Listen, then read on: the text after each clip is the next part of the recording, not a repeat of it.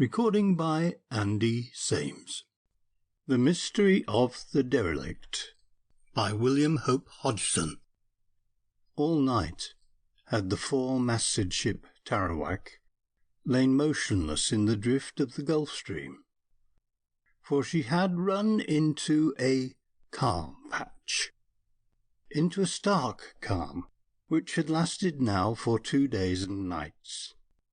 On every side, had it been light, might have been seen dense masses of floating gulfweed studding the ocean, even to the distant horizon. In places, so large were the weed masses that they formed long, low banks that by daylight might have been mistaken for low-lying land. Upon the lee side of the poop, Duthie, one of the prentices, leaned with his elbows upon the rail and stared out across the hidden sea, to where in the eastern horizon showed the first pink and lemon streamers of the dawn, faint, delicate streaks and washes of colour. A period of time passed, and the surface of the leeward sea began to show a great expanse of grey, touched with odd, wavering belts of silver, and everywhere the black specks and islets of the weed. Presently the red dome of the sun protruded itself into sight above the dark rim of the horizon, and abruptly the watching Duthie saw something, a great shapeless bulk that lay some miles away to starboard, and showed black and distinct against the gloomy red mass of the rising sun. "Something in sight to leeward, sir," he informed the mate, who was leaning, smoking, over the rail that ran across the break of the poop. "I can't just make out what it is." The mate rose from his easy position, stretched himself, yawned, and came across to the boy. "Whereabouts, Toby?"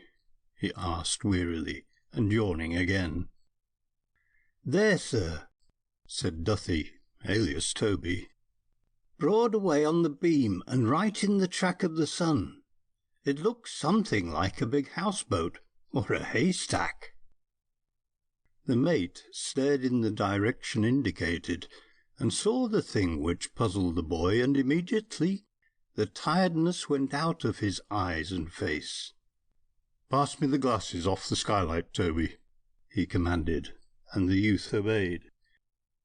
After the mate had examined the strange object through his binoculars for maybe a minute, he passed them to Toby, telling him to take a squint and say what he made of it. "Looks like an old powder hulk, sir," exclaimed the lad after a while, and to this description the mate nodded agreement. Later, when the sun had risen somewhat, they were able to study the derelict with more exactness. She appeared to be a vessel of an exceedingly old type, mastless, and upon the hull of which had been built a roof-like superstructure, the use of which they could not determine. She was lying just within the borders of one of the weed banks, and all her side was splotched with a greenish growth. It was her position within the borders of the weed that suggested to the puzzled mate how so strange and unseaworthy-looking a craft had come so far abroad into the greatness of the ocean. For suddenly it occurred to him that she was neither more nor less than a derelict from the vast Sargasso Sea, a vessel that had probably been lost to the world scores and scores of years gone, perhaps hundreds. The suggestion touched the mate's thoughts with solemnity, and he fell to examining the ancient hulk with an even greater interest, and pondering on all the lonesome and awful years that must have passed over her, as she had lain desolate and forgotten in that grim cemetery of the ocean. Through all that day the derelict was an object of the most intense interest to those aboard the Tarawak. Every glass in the ship being brought into use to examine her. Yet though within no more than some 6 or 7 miles of her, the captain refused to listen to the mate's suggestion that they should put a boat into the water and pay the stranger a visit, for he was a cautious man, and the glass warned him that a sudden change might be expected in the weather, so that he would have no one leave the ship on any unnecessary business. But for all that he had caution, curiosity was by no means lacking in him, and his telescope, at intervals, was turned on the ancient hulk through all the day. Then it would be about 6 bells in the second dog-watch. A sail was sighted astern, coming up steadily but slowly. By 8 bells they were able to make out that a small bark was bringing the wind with her, her yards squared and every stitch set. Yet the night had advanced apace, and it was nigh to 11 o'clock before the wind reached those aboard the Tarawak. When at last it arrived, there was a slight rustling and quaking of canvas, and odd creaks here and there in the darkness amid the gear, as each portion of the running and standing rigging took up the strain. Beneath the bows and alongside there came gentle rippling noises as the vessel gathered way, and so for the better part of the next hour they slid through the water at something less than a couple of knots in the 60 minutes. To starboard of them they could see the red light of the little bark, which had brought up the wind with her, and was now forging slowly ahead, being better able, evidently, than the big, heavy Tarawak, to take advantage of so slight a breeze. About 11:45, just after the relieving watch had been roused, lights were observed to be moving to and fro upon the small bark, and by midnight it was palpable that, through some cause or other, she was dropping astern. When the mate arrived on deck to relieve the second, the latter officer informed him of the possibility that something unusual had occurred aboard the bark, telling of the lights about her decks, and how that in the last quarter of an hour she had begun to drop astern. On hearing the second mate's account, the first sent one of the prentices for his night glasses, and when they were brought, studied the other vessel intently.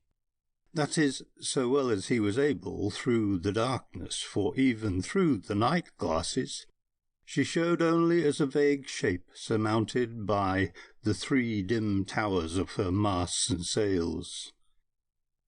Suddenly the mate gave out a sharp exclamation, for beyond the bark there was something else shown dimly in the field of vision. He studied it with great intentness, ignoring for the instant the second's queries as to what it was that had caused him to exclaim. All at once he said, with a little note of excitement in his voice, "The derelict! The bark's run into the weed around that old hooker." The second mate gave a mutter of surprised assent, and slapped the rail. "That's it," he said. "That's why we're passing her. And that explains the lights. If they're not fast in the weed, they probably run slap into the blessed derelict." "One thing," said the mate, lowering his glasses and beginning to fumble for his pipe. "She won't have had enough way on her to do much damage." The second mate, who was still peering through his binoculars, murmured an absent agreement, and continued to peer. The mate, for his part, filled and lit his pipe, remarking meanwhile to the unhearing second that the light breeze was dropping. Abruptly the second mate called his superior's attention, and in the same instant, so it seemed, the failing wind died entirely away, the sails settling down into runkles with little rustles and flutters of sagging canvas. "What's up?" asked the mate, and raised his glasses. "There's something queer going on over yonder," said the second. "Look at the lights moving about, and did you see that?" The last portion of his remark came out swiftly, with a sharp accentuation on the last word. "What?" asked the mate, staring hard. "They're shooting," replied the second. "Look, there again." "Rubbish," said the mate, a mixture of unbelief and doubt in his voice. With the falling of the wind there had come a great silence upon the sea, and abruptly from far across the water sounded the distant, dullish thud of a gun, followed almost instantly by several minute but sharply defined reports, like the cracking of a whip out in the darkness. "Jove!" cried the mate. "I believe you're right." He paused and stared. "There," he said. "I saw the flashes then. They're firing from the poop, I believe. I must call the old man." He turned and ran hastily down into the saloon, knocked on the door of the captain's cabin, and entered. He turned up the lamp, and, shaking his superior into wakefulness, told him of the thing he believed to be happening aboard the bark. "It's mutiny, sir. They're shooting from the poop. We ought to do something." The mate said many things breathlessly, for he was a young man, but the captain stopped him with a quietly lifted hand. "I'll be up with you in a minute, Mr. Johnson," he said, and the mate took the hint and ran up on deck. Before the minute had passed, the skipper was on the poop and staring through his night-glasses at the bark and the derelict. Yet now, aboard of the bark, the lights had vanished, and there showed no more the flashes of discharging weapons. Only there remained the dull, steady red glow of the port side light, and behind it the night-glasses showed the shadowy outline of the vessel. The captain put questions to the mates, asking for further details. "It all stopped while the mate was calling you, sir," explained the second. "We could hear the shots quite plainly. They seemed to be using a gun as well as their revolvers," interjected the mate, without ceasing to stare into the darkness. For a while the three of them continued to discuss the matter, whilst down on the main deck the two watches clustered along the starboard rail, and a low hum of talk rose fore and aft. Presently the captain and the mates came to a decision. If there had been a mutiny, it had been brought to its conclusion, whatever that conclusion might be, and no interference from those aboard the Tarawak at that period would be likely to do good. They were utterly in the dark in more ways than one, and for all they knew, there might not even have been any mutiny. If there had been a mutiny, and the mutineers had won, then they had done their worst, while if the officers had won, well and good. They had managed to do so without help. Of course, if the Tarawak had been a man-of-war, with a large crew capable of mastering any situation, it would have been a simple matter to send a powerful armed boat's crew to inquire. But as she was merely a merchant vessel, undermanned, as is the modern fashion, they must go warily. They would wait for the morning and signal. In a couple of hours it would be light. Then they would be guided by circumstances. The mate walked to the break of the poop and sang out to the men, "Now then, my lads, you'd better turn in the watch below and have a sleep. "We may be wanting you by 5 bells." There was a muttered chorus of "Aye, aye, sir," and some of the men began to go forward to the forecastle. But others of the watch below remained, their curiosity overmastering their desire for sleep. On the poop, the 3 officers leaned over the starboard rail, chatting in a desultory fashion, as they waited for the dawn. At some little distance hovered Duthie, who, as eldest prentice, just out of his time, had been given the post of acting third mate. Presently the sky to starboard began to lighten with the solemn coming of the dawn. The light grew and strengthened, and the eyes of those in the Tarawak scanned with growing intentness that portion of the horizon where showed the red and dwindling glow of the bark's side-light. Then it was in that moment when all the world is full of silence of the dawn, something passed over the quiet sea, coming out of the east, a very faint, long drawn-out, screaming, piping noise. It might almost have been the cry of a little wind wandering out of the dawn across the sea, a ghostly, piping skirl, so attenuated and elusive was it. But there was in it a weird, almost threatening note that told the 3 on the poop it was no wind that made so dree and inhuman a sound. The noise ceased, dying out in an indefinite mosquito-like shrilling, far and vague and minutely shrill. And so came the silence again. "I heard that last night when they were shooting," said the second mate, speaking very slowly, and looking first at the skipper and then at the mate. "It was when you were below, calling the captain," he added. "Shh!" said the mate, and held up a warning hand. But though they listened, there came no further sound, and so they fell to disjointed questionings and guessed their answers, as puzzled men will.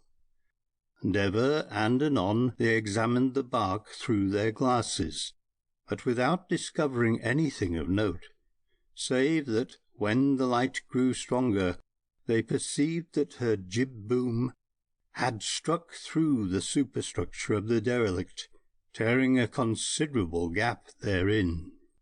Presently, when the day had sufficiently advanced, the mate sung out to the third to take a couple of the prentices and pass up the signal flags and the code-book. This was done, and a hoist made, but those in the bark took not the slightest heed, so that finally the captain bade them make up the flags and return them to the locker. After that he went down to consult the glass, and when he reappeared he and the mates had a short discussion, after which orders were given to hoist out the starboard lifeboat. This in the course of half an hour they managed, and after that 6 of the men and 2 of the prentices were ordered into her. Then 6 rifles were passed down with ammunition, and the same number of cutlasses. These were all apportioned among the men, much to the disgust of the 2 apprentices, who were aggrieved that they should be passed over. But their feelings altered when the mate descended into the boat and handed them each a loaded revolver, warning them, however, to play no monkey tricks with the weapons. Just as the boat was about to push off, Duthie, the eldest prentice, came scrambling down the side ladder and jumped for the after thwart. He landed and sat down, laying the rifle which he had brought in the stern, and after that the boat put off for the bark. There were now 10 in the boat, and all well armed, so that the mate had a certain feeling of comfort that he would be able to meet any situation that was likely to arise. After nearly an hour's hard pulling, the heavy boat had been brought within some 200 yards of the bark, and the mate sung out to the men to lie on their oars for a minute. Then he stood up and shouted to the people on the bark, but though he repeated his cry of "Ship ahoy" several times, there came no reply. He sat down and motioned the men to give way again, and so brought the boat nearer the bark by another 100 yards. Here he hailed again, but still received no reply. He stooped for his binoculars and peered for a while through them at the two vessels, the ancient derelict and the modern sailing vessel. The latter had driven clear in over the weed, her stern being perhaps some 20 yards from the edge of the bank. Her jib boom, as I have already mentioned, had pierced the green-blotched superstructure of the derelict, so that her cutwater had come very close to the grass-grown side of the hulk. That the derelict was indeed a very ancient vessel, it was now easy to see, for at this distance the mate could distinguish which was hull and which superstructure. Her stern rose up to a height considerably above her bows, and possessed galleries coming round the counter. In the window frames some of the glass still remained, but others were securely shuttered, and some missing, frames and all, leaving dark holes in the stern. And everywhere grew the dank green growth, giving to the beholder a queer sense of repulsion. Indeed, there was that about the whole of the ancient craft that repelled in a curious way, something elusive, a remoteness from humanity that was vaguely abominable. The mate put down his binoculars and drew his revolver, and, at the action, each one in the boat gave an instinctive glance to his own weapon. Then he sung out to them to give way, and steered straight for the weed. The boat struck it with something of a sog, and after that they advanced slowly, yard by yard, only with considerable labour. They reached the counter of the bark, and the mate held out his hand for an oar. This he leaned up against the side of the vessel, and a moment later was swarming quickly up it. He grasped the rail and swung himself aboard. Then, after a swift glance fore and aft, gripped the blade of the oar to steady it, and bade the rest follow as quickly as possible, which they did, the last man bringing up the painter with him, and making it fast to a cleat. Then commenced a rapid search through the ship. In several places about the main deck they found broken lamps, and aft on the poop a shotgun, 3 revolvers, and several capstan bars lying about the poop deck. But though they pried into every possible corner, lifting the hatches and examining the lazarette, not a human creature was to be found. The bark was absolutely deserted. After the first rapid search, the mate called his men together, for there was an uncomfortable sense of danger in the air, and he felt that it would be better not to straggle. Then he led the way forward and went up on to the taglant forecastle head. Here, finding the port sidelight still burning, he bent over the screen, as it were mechanically, lifted the lamp, opened it, and blew out the flame, then replaced the affair in its socket.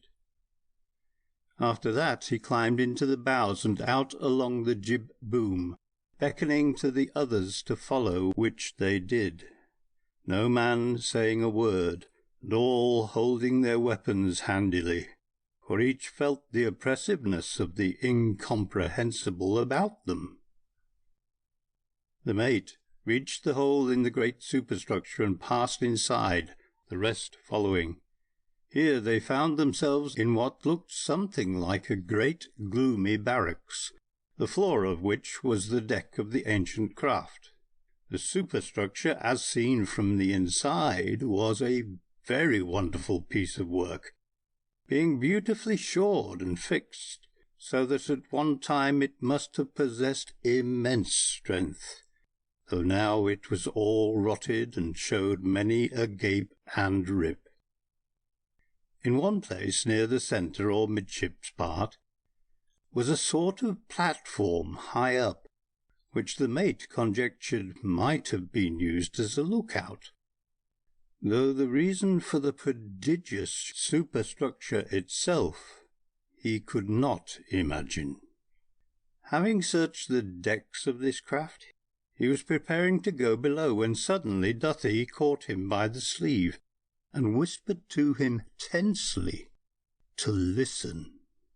He did so, and heard the thing that had attracted the attention of the youth.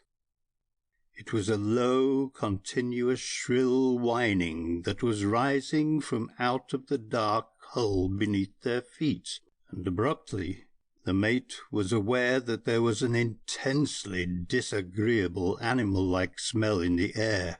He had noticed it in a subconscious fashion when entering through the broken substructure, but now suddenly he was aware of it. Then, as he stood there, hesitating, the whining noise rose all at once into a piping, screaming squeal that filled all the space in which they were enclosed with an awful, inhuman, and threatening clamour.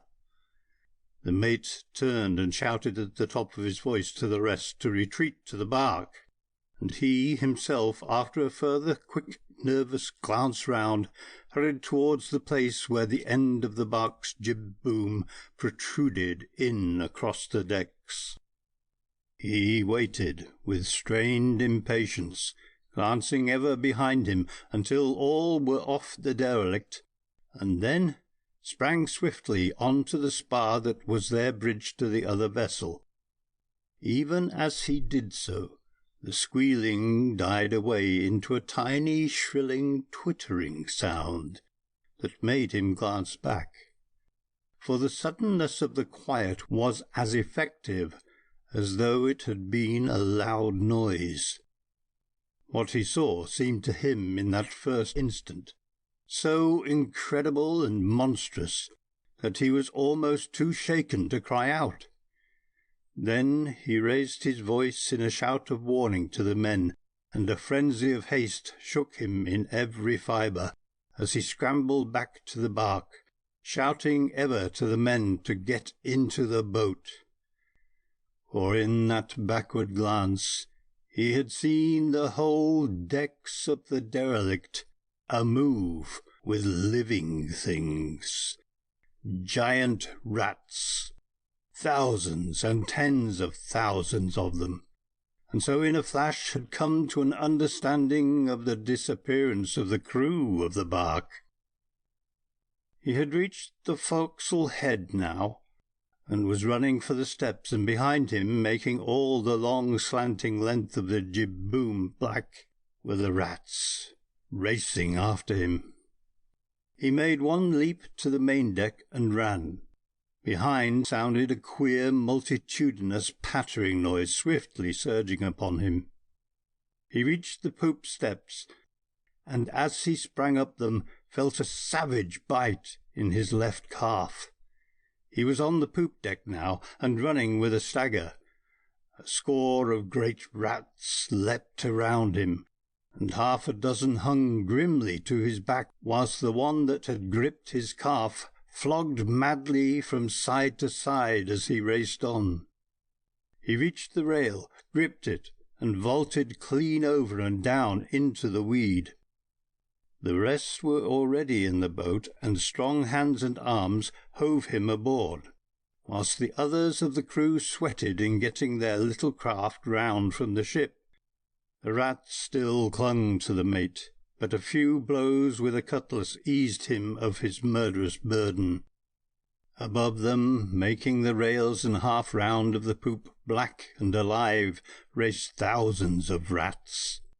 The boat was now an oar's length from the bark, and suddenly Duthie screamed out that they were coming. In the same instant, nearly 100 of the largest rats launched themselves at the boat. Most fell short into the weed, but over a score reached the boat and sprang savagely at the men, and there was a minute's hard slashing and smiting before the brutes were destroyed. Once more the men resumed their task of urging their way through the weed, and so in a minute or two had come to within fathoms of the edge, working desperately. Then a fresh terror broke upon them. Those rats which had missed their leap were now all about the boat, and leaping in from the weed, running up the oars and scrambling in over the sides, and, as each one got in board, straight for one of the crate went, so that they were all bitten and bebled in a score of places. There ensued a short but desperate fight, and then, when the last of the beasts had been hacked to death, the men lay once more to their task of heaving the boat clear of the weed. A minute passed, and they had come almost to the edge, when Duthie cried out to look, and at that all turned to stare at the bark, and perceived the thing that had caused the prentice to cry out. For the rats were leaping down into the weed in black multitudes, making the great weed fronds quiver as they hurled themselves in the direction of the boat.